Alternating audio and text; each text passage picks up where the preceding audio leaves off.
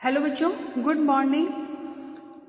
आज हम लेंगे सुप्रीम कोर्ट, इंडिया के सर्वोच्च न्यायालय के बारे में, जिसको उच्चतम न्यायालय भी कहा गया है। जो नए बच्चे व्हाट्सएप ग्रुप में ज्वाइन हुए हैं, प्लीज़ वो इस चैनल को जो है वह सब्सक्राइब कर लेना, ताकि आप क्रम से जो है वह सारे वीडियो देख पाएँ। हम यूनिट 3 के सुप्रीम कोर्ट टॉपिक को आज पढ़ रहे हैं। अगर आपके प्रीवियस लेसन के अंदर, प्रीवियस यूनिट के अंदर कोई डाउट हो तो प्लीज़ आप ग्रुप में मैसेज करना, और आप लोगों को जो है वह ये रिटर्न नोट्स के थ्रू जो है वह पढ़ाना कैसा लग रहा है, प्लीज़ बताना आपको समझ में आ रहा है या नहीं आ रहा है। अब हम लेंगे भारत के सर्वोच्च न्यायालय के बारे में। भारत में जो है वह सर्वोच्च न्यायालय की स्थापना इंडिया के कॉन्स्टिट्यूशन के तहत की गई है, जो संविधान के भाग 5 के अकॉर्डिंग उनके लेसन जो है वह 4 के तहत सुप्रीम कोर्ट को जो है वह स्थापित किया गया है। ये इंडिया के कॉन्स्टिट्यूशन का भाग जो है वह 5 और अध्याय जो है वह 4 के तहत जो है वह स्थापित किया गया है। सुप्रीम कोर्ट के बारे में कॉन्स्टिट्यूशन के आर्टिकल 124 से 147 तक मेंशन है। इस आर्टिकल में सुप्रीम कोर्ट के न्यायाधीशों का क्या वेतन होना चाहिए, न्यायाधीशों को कौन शपथ दिलाता है, उनका इम्पीचमेंट प्रोसेस, सुप्रीम कोर्ट के न्यायाधीशों के बारे में जो है वह सारा जो है वह प्रोविजन आर्टिकल 124 से 147 तक दिया गया है। उच्चतम न्यायालय जो है वह सबसे बड़ा एक अपीलीय न्यायालय है।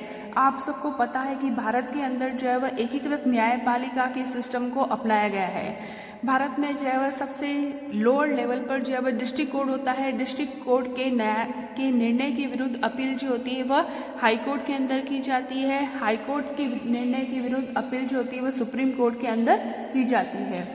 तो देश का सबसे बड़ा जो है वह उच्चतम न्यायालय,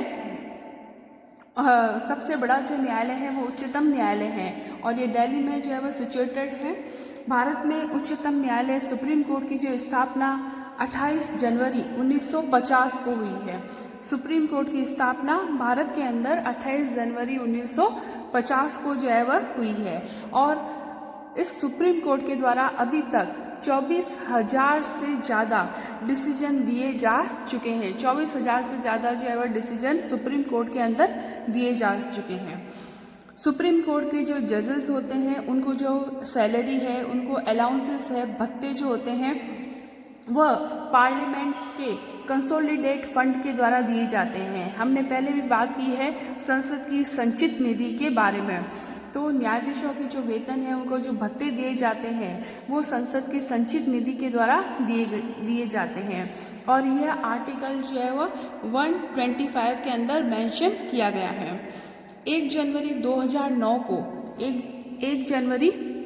2009 को सुप्रीम कोर्ट के जो न्यायाधीश हैं उनका वेतन जो है वह निर्धारित किया गया है।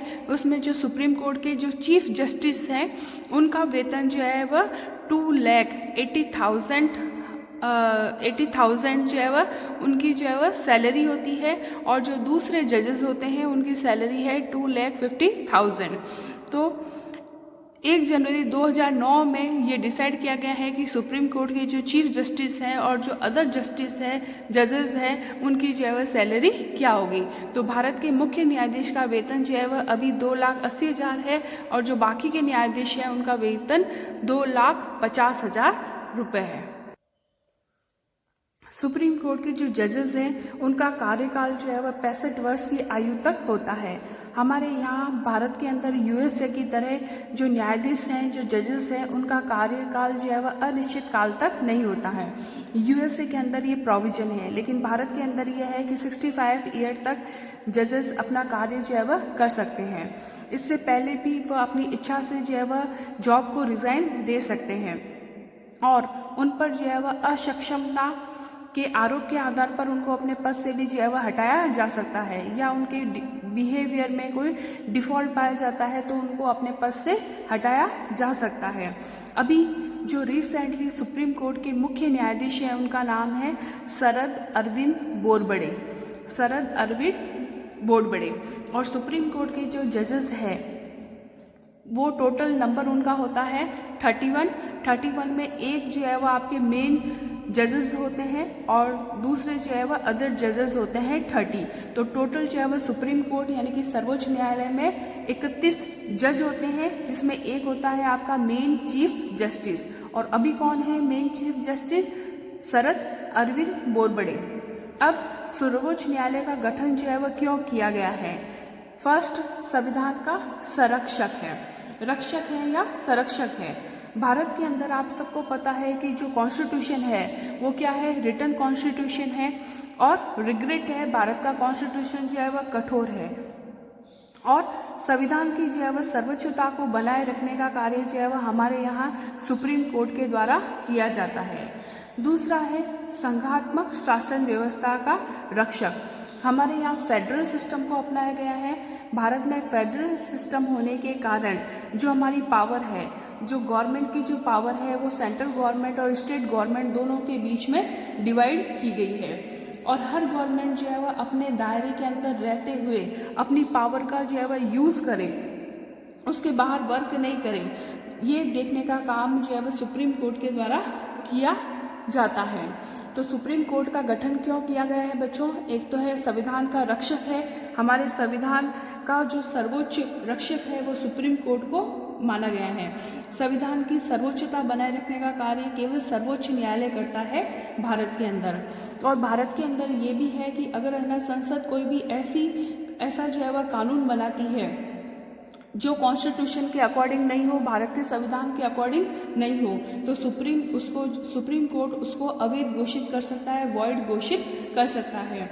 तो संविधान की प्रभुता, सर्वोच्चता की रक्षा करने का भी दायित्व जो है वह सुप्रीम कोर्ट का ही आता है।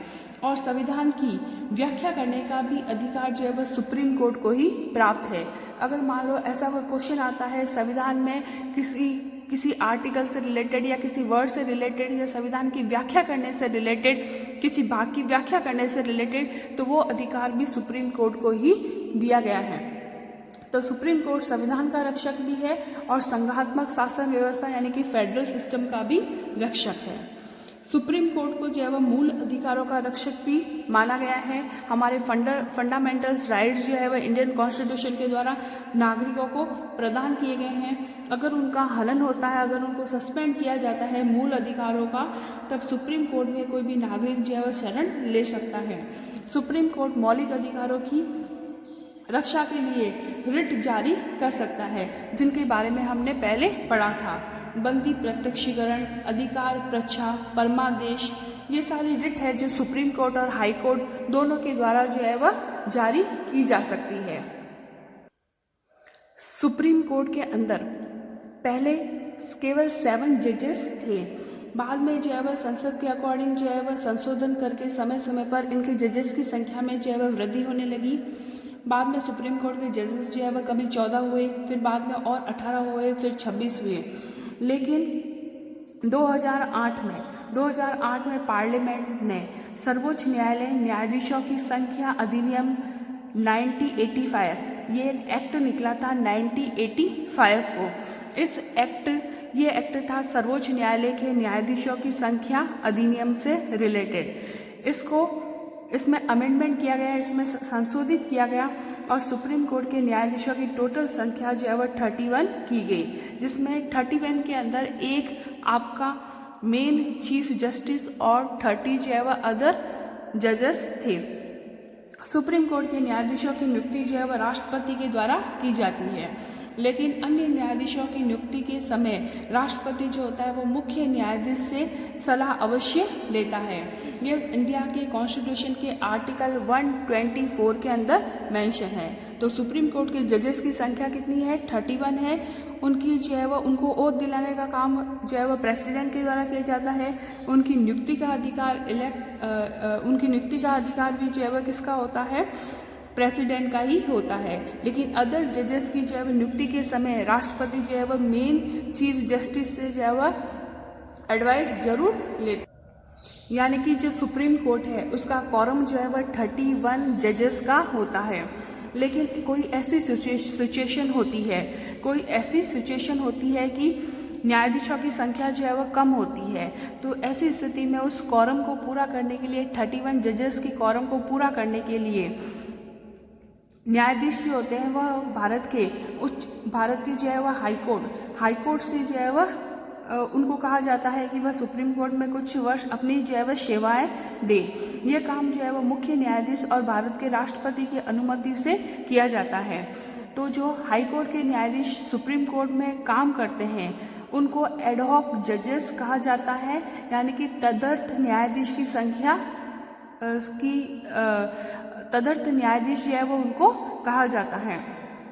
यानी कि एक बार वापस देखिए कि जब उच्चतम न्यायालय के न्यायाधीशों की संख्या कम होती है तब ऐसे केसेस में जो है वह न्यायाधीश जो होते हैं वह हाई कोर्ट से कुछ न्यायाधीशों को काम करने के लिए सुप्रीम कोर्ट में लाया जाता है ना।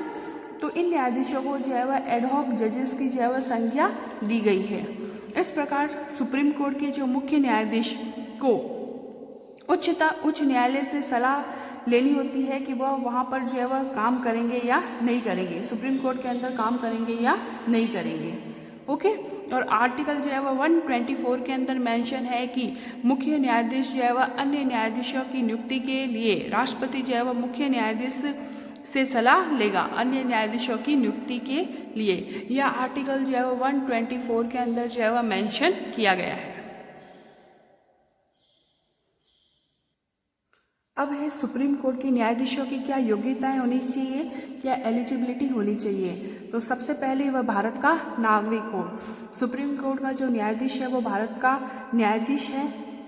सेकंड, अगर उसने जो है वह किसी हाई कोर्ट में या दो से अधिक हाई कोर्ट के अंदर लगातार वह 5 ईयर तक उसने जज के रूप में, न्यायाधीश के रूप में सेवाएं दी है तो वह सुप्रीम कोर्ट के न्यायाधीश बन सकता है। या फिर किसी हाई कोर्ट या किसी अदर जो है वह न्यायालय के अंदर, कोर्ट के अंदर उन्होंने 10 वर्ष तक जो है वह एडवोकेट के रूप में अपनी सेवाएं दी हो तो वह सुप्रीम कोर्ट के न्यायाधीश बनने की योग्यता रखता है। या फिर राष्ट्रपति की जो है वह नज़र में वह एक अच्छा जो है वह विधिवेता हो, अच्छा लॉयर हो तो वह सुप्रीम कोर्ट की न्यायाधीश जो है वह बन सकता है। तो सबसे पहले वह भारत का नागरिक हो, कम से कम किसी हाई कोर्ट के अंदर 5 साल तक वो जज के रूप में उसने अपनी सेवाएं दी हो, या फिर किसी हाई कोर्ट के अंदर उसने 10 ईयर तक एडवोकेट के रूप में वह काम कर चुका हो तो वह भारत का जो है वह सर्वोच्च न्यायालय के रूप में अपनी सेवाएं जो है वह दे सकता है, न्यायाधीश के रूप में अपनी सेवाएं दे सकता है। फिर हम करेंगे इम्पीचमेंट प्रोसेस। सुप्रीम कोर्ट के न्यायाधीश को और भारत के राष्ट्रपति को इम्पीचमेंट प्रोसेस से हटाया जा सकता है। इससे पहले हमने बात की थी कि सर्वोच्च न्यायालय का जो न्यायाधीश है उसको बिहेवियर के अकॉर्डिंग या फिर अक्षमता के अकॉर्डिंग जो है वह अपने पद से हटाया जा सकता है और उस पर जो है वह इम्पीचमेंट का प्रोसेस जो है वह लाया जा सकता है उनके ऊपर। और इम्पीचमेंट का प्रोसेस जो होता है वह संसद के किसी भी सदन में जो है वह रखा जा सकता है। आपको पता होगा कि इससे पहले जो है वह सुप्रीम कोर्ट के जो न्यायाधीश थे दीपक, उन पर जो है वह इम्पीचमेंट का प्रोसेस जो है वह लाया गया था लेकिन वो पास नहीं हुआ। दीपक मिश्रा के खिलाफ जो है वह इम्पीचमेंट का प्रोसेस जो है वह लाया गया था।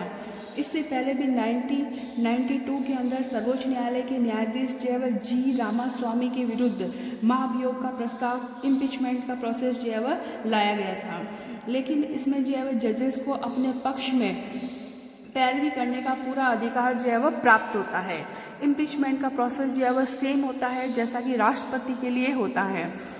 इम्पीचमेंट का प्रोसेस जो है वह संसद के किसी भी सदन में लाया जा सकता है और संसद के दोनों सदनों से वह अलग अलग जो है वह 2/3 बहुमत से जो है वह पास होना जरूरी होता है।